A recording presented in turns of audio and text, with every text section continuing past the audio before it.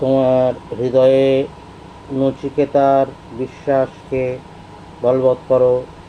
সবসময় সতর্ক থাকো, অপবিত্র যেন না হয়ে যায় তোমার চিন্তা চেতনা।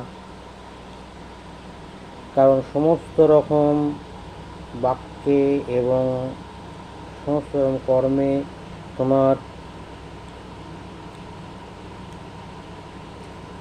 যে অপবিত্রতা সেটা তোমার ক্ষতি করে।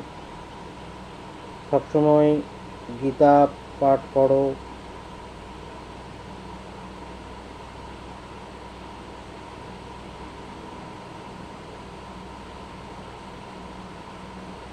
অন্ধকারের মধ্যে দিয়ে চলো, সাহসের হৃদয়ে ডুবে যাও এবং যে কোনো